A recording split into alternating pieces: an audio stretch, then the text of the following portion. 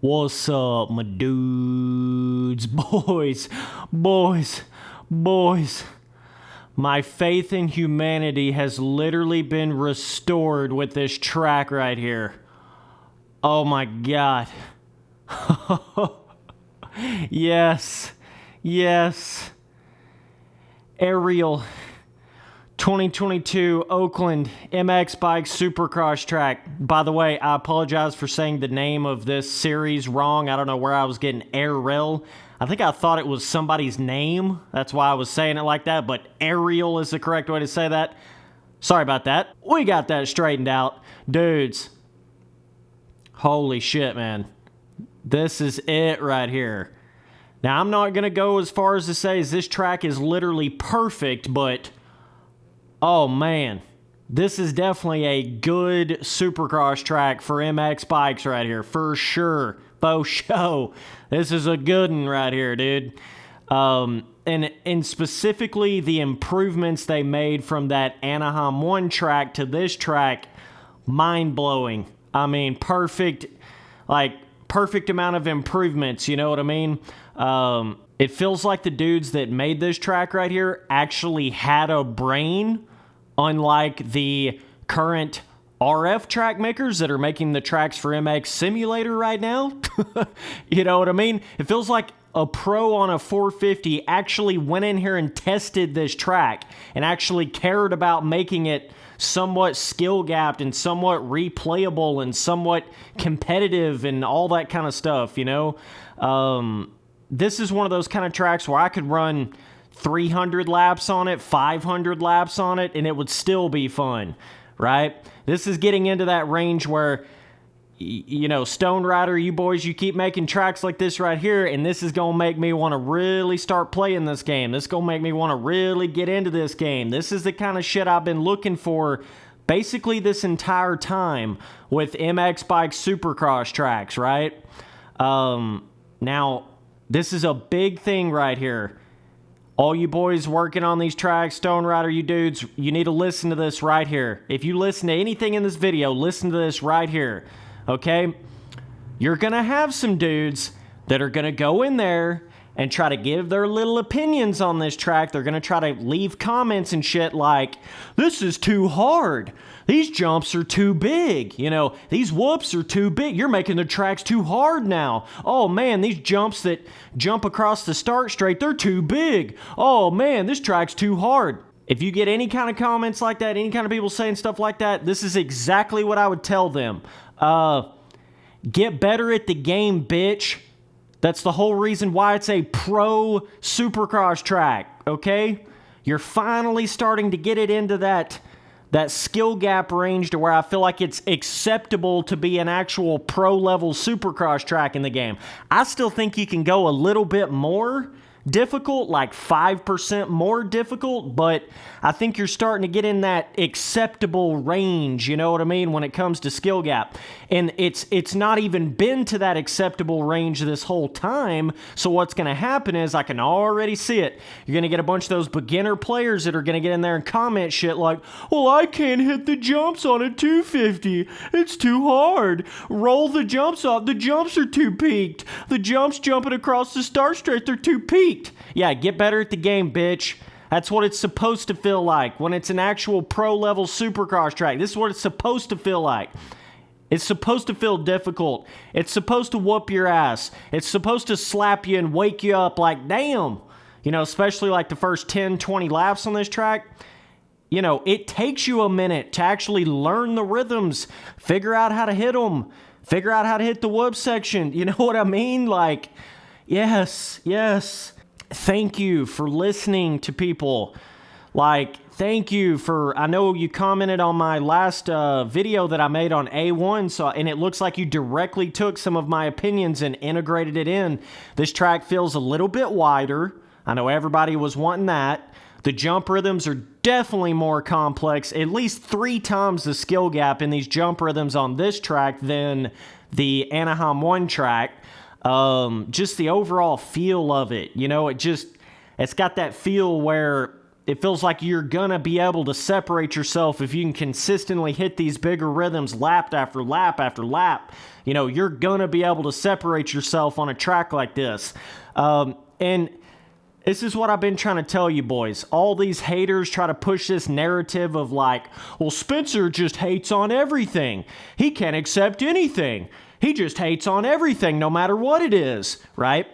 Here's a prime example of this is how you start making a track design that I actually like and I can actually start saying positive things about, you know? This is how you do it right here. Perfect example.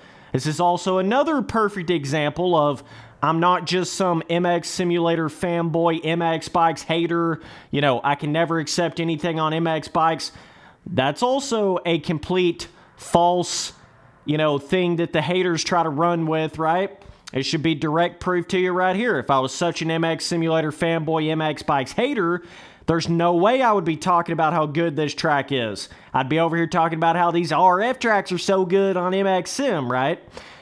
Again, I don't have any bias connection to shit like that. I give an opinion just straight up from what I'm seeing and what it feels like, period. I'm giving you as real of an opinion as I possibly can. And there's no other aspect to it than that. There's nothing else to it than that. I'm not just a hater of MX bikes. I'm not just hating on everything because I've got such a high expectation level that nothing can ever meet that. It just seems that way sometimes because we've had so many shitty tracks for so long that I feel like it's not even gotten to that acceptable range. But this Oakland, this round 2 Oakland for MX Bikes track, this is definitely in that acceptable range for a pro Supercross track on MX bikes, for sure. Finally, we're getting somewhere here. Now, like I say, I still don't think this track is perfect, but it's more what like I would call a acceptable, good MX bike Supercross track, right? But nonetheless, so I want to speak about, you know, if it was me with this track, the certain things I would change, and these are pretty nitpicky things. These are pretty small things, but I still want to mention those in this video because, I still think these tracks can get even a little bit better. I still think they can get even like 5-10% better than this right here. So if it was me, if this was my track, these are the things I would do to it. I would, specifically in your 90-degree corners, those are the ones where I would ramp up the berm size just a little bit, like 5% bigger berms just in your 90-degree corners, or sweep out that 90-degree corner just a little bit. I feel like your 180 corners are pretty damn good. They're solid on this track. Your 180s are good, but your 90 degrees still feel a little bit rolled off to me. That's where I would, peak that berm up like another 5%. Another thing I would do, your rhythm sections on this track are pretty fucking solid, but the transitions are a little bit more down that triangled road. Right? They really are just a little bit more down that triangled road, especially that second longer rhythm section before you hit that first jump over the start straight, you can just tell those jump transitions are they're triangled out, right? And what I would do if it was me on these rhythm sections in particular, I would make the height of the jumps, all of the jumps in the rhythm, 5% taller, but I would make it like a little bit more rounded. Do you understand what I'm saying? So it's like you make it 5% taller, little bit more rounded, not so much triangled transitions, to where you can make hitting these bigger rhythms a little more like consistently skill gapped versus just like triangled rhythm where it almost gets a little bit ridiculous trying to time that out to get right down in the transition of it, right? I feel like if you, like I'm saying, don't just roll it off. I'm not just saying roll it off or smooth it off or anything like that. I'm saying make your transitions a little more rounded versus triangled, but then amp up the height of those rhythm section jumps like another 5%.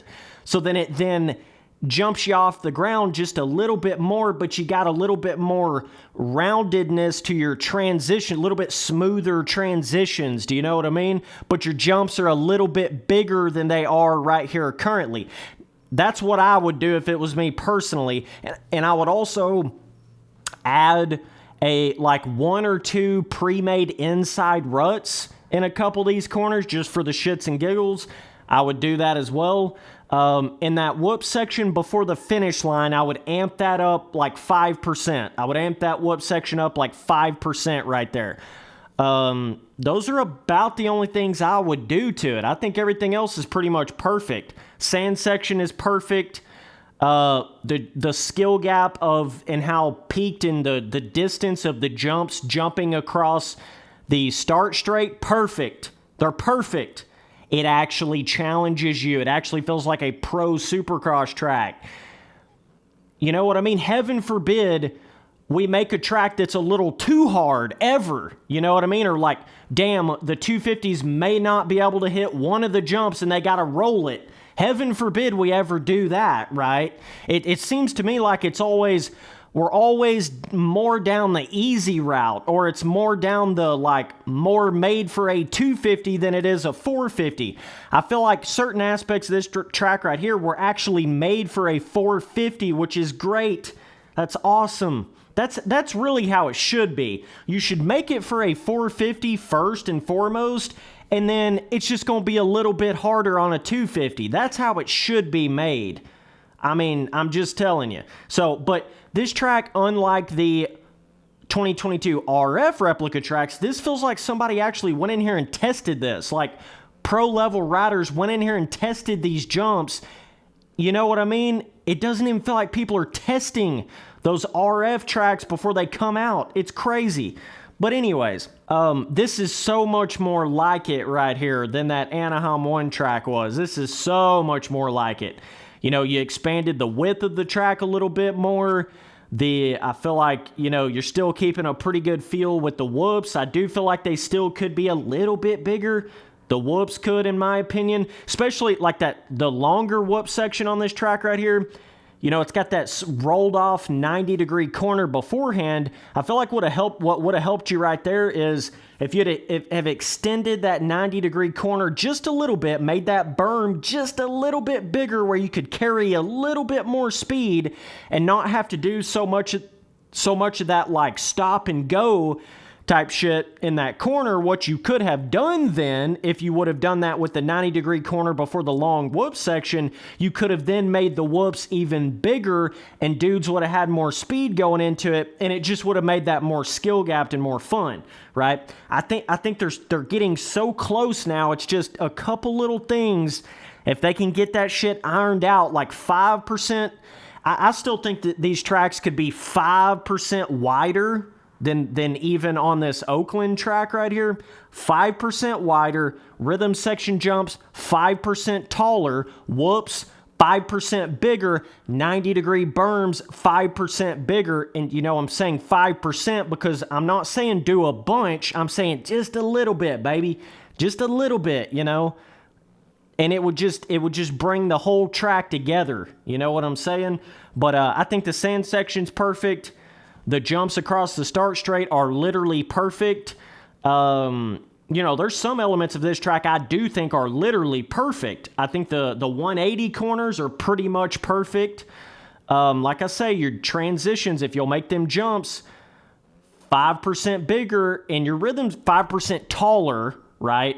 Not necessarily just bigger all the way around, but 5% taller, but a little more rounded versus triangled transitions, right? To give you that little bit smoother transition feel. I think that would just make the track better. But yeah, dude, round of applause.